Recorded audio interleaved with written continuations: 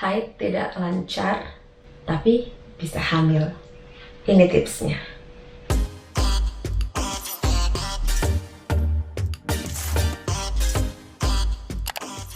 Halo semuanya, apa kabar? Terima kasih sudah mampir ke channel YouTube saya. Video kali ini saya akan sharing pengalaman pribadi saya tentang kehamilan. Sebelum saya kasih tips, saya mau cerita bagaimana perasaan saya ketika ditanya banyak orang, udah hamil belum? Udah ke dokter belum? Lah, kok belum hamil-hamil? Awalnya sih itu saya anggap sebagai angin lalu. Itu rasa kepedulian sama teman-teman, saudara atau keluarga yang selalu menanyakan hal tersebut. Tapi kok masuk ke tahun kedua, kenapa kepala saya jadi cenut-cenut ya? Jadi kadang ketika saya mau tidur, itu tuh kata-kata mereka itu tuh selalu terbayang, terngiang di kepala saya. Akhirnya menjadi beban dan ya tidak mudah untuk melewati itu.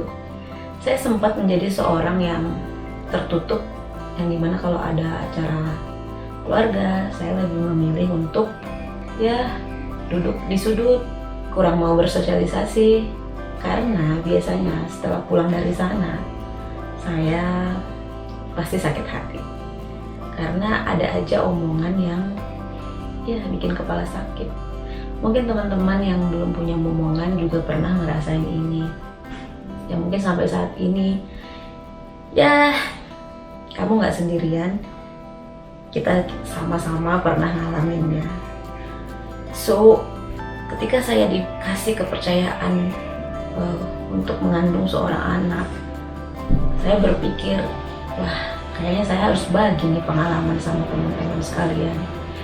Mudah-mudahan tips yang akan saya kasih ini bermanfaat buat teman-teman sekalian.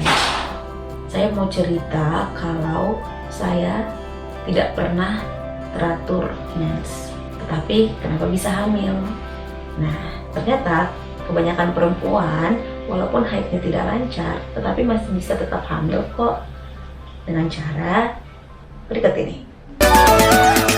Tips yang pertama, olahraga. Dulu sebelum menikah saya suka olahraga, tapi setelah menikah kerjaan numpuk di kantor, olahraganya malah malas. Tapi setelah saya sadar dan menyadari akan sakitnya kata-kata itu, dan saya mau berubah, akhirnya saya olahraga. Olahraganya 3 kali seminggu ataupun 4 kali seminggu. Saya sempatkan waktu 30 menit. Jadi kadang pulang kantor, saya sudah bawa sepatu sama baju olahraga.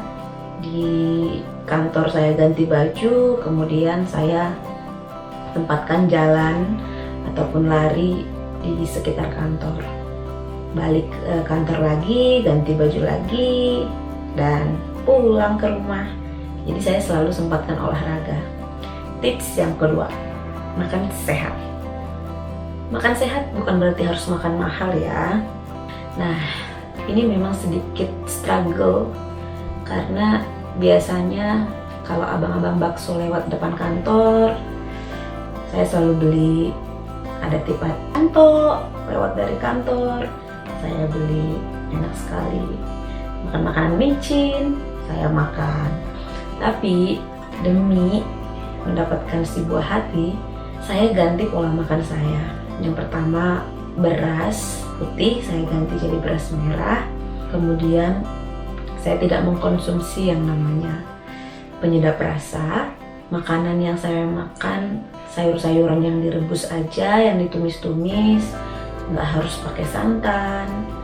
Cemilan saya ganti, yang tadinya saya suka ngemil yang makan makanan yang kekinian, yang coklatnya banyak, pemanisnya banyak, saya ganti jadi cemilan yang direbus-rebus aja. Contohnya jagung yang direbus, kemudian edamame, ubi. Nah, saya makannya yang seperti itu. Enak kok. Saran saya sama teman-teman, jangan sampai melewatkan yang namanya sarapan pagi. Kebiasaan saya bangun pagi itu langsung minum air hangat. Kemudian setelah minum air hangat, saya makan buah ya seperti pepaya. Kemudian setelah itu baru saya makan berat. Tidur yang cukup. Sebelum program ini, saya biasanya tidur jam 1, kemudian terbangun, tidur, lanjut lagi tidur, bangunnya juga kesiangan. Saya menyarankan untuk teman-teman agar tidur secukupnya 7-9 jam untuk yang kita dewasa. Baiknya jangan menaruh handphone di dekat area tempat tidur karena itu radiasinya juga tidak bagus. Jadi lebih baik ketika kita tidur, lampu dipadamkan, kemudian elektronik itu dijauhkan dari tempat tidur. Tips selanjutnya, afirmasi positif. Setiap hari saya menyempatkan waktu 5 menit untuk berafirmasi. Saya berterima kasih sudah diberikan kesempatan untuk tetap hidup, masih diberikan bahagia. Ingat, bahagia itu datangnya dari hati, bukan dari orang lain.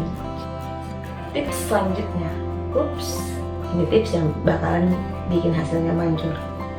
Ingat, rajin berhubungan badan dengan pasangan halalmu, bukan dengan pasangan yang lain.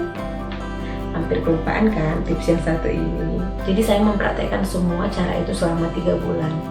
Di bulan yang kedua, akhirnya saya haid dengan proses yang alami tanpa obat-obatan. Dan setelah 3 bulan, saya baru sadar kalau saya sudah diberikan kepercayaan untuk mengandung seorang anak. Kalau dulu saya melakukan hal itu di tahun pertama pernikahan, ya mungkin bisa jadi saya mengandung di pernikahan saya di tahun yang pertama. Tapi saya tidak kepikiran untuk hidup sehat. Memang terkadang kata-kata orang yang nyakitin kita itu harus kita jadikan sebagai motivasi agar kita bisa menjadi lebih baik. Bukan begitu pemirsa?